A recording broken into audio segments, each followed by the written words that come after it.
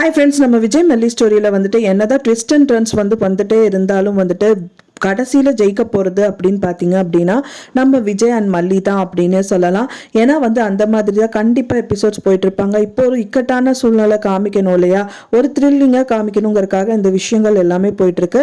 மெயினாக நான் சொல்ல போகிற விஷயம் என்னன்னு பார்த்தீங்க அப்படின்னா இப்போ ப்ரோமோலெல்லாம் அவங்க அதாவது மெயினாக இவங்க என்ன பண்ணாலும் தேவசேனா இப்படி தான் இருப்பாங்க அப்படிங்கிற மாதிரி அவர் தெரிஞ்சுட்டாரு கதிரேஷன். ஸோ அதுக்காகவே செக் பாயிண்ட் கொடுக்கணும் அப்படின்னு சொல்லிட்டு நான் முதல் வீடியோவில் சொல்லியிருப்பேன். அவங்க ஏதாவது ஒரு ஃபேமிலி மெம்பர்ஸை கடத்துறதா இருக்கலாம் அப்படின்னு சொல்லிட்டு.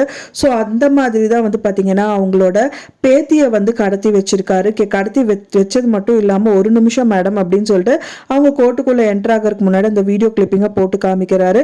அண்ட் தென் அவங்க கோர்ட்டில் வாதாட்டிட்டு இருக்கும்போது எக்ஸ்கியூஸ் மீ அப்படின்னு சொல்லிட்டு அங்கே வெளியில் வந்துடுறாங்க.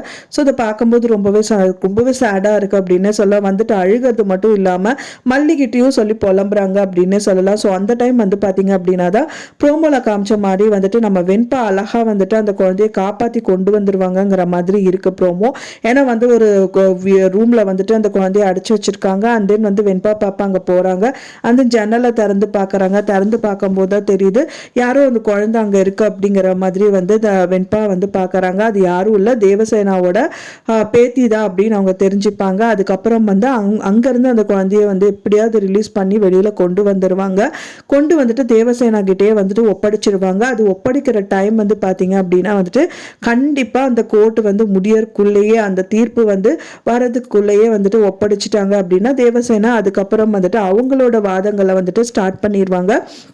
அதுக்கப்புறம் எந்த ஒரு பயமும் இல்லாமல் அவங்க கேஸை நல்லபடியாக பண்ணி கொடுத்துருவாங்க அப்படின்னு நினைக்கிறோம் ஃப்ரெண்ட்ஸ். பட் ஆனால் அதுக்கு முன்னாடியே பார்த்தீங்க அப்படின்னா நம்ம இவங்க கதிரேஷனோட பொண்ணை கடத்தி வச்சிருந்தா எப்படி நல்லா இருக்கும் அப்படின்னு தான் எபிசோட்ஸும் காமிப்பாங்க அப்படின்னு தான் எதிர்பார்க்கப்படுது.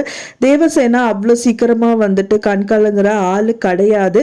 பட் ஆனால் ப்ரோமோவில் அந்த மாதிரி காமிச்சிருக்காங்க. பட் ஆனால் அவங்க ரொம்ப போல்டான பர்சன். ஏதாவது ட்விஸ்ட் அண்ட் டர்ன்ஸ் கொண்டு வந்துடுவாங்க அப்படிங்கிற மாதிரி தான் இருக்குது.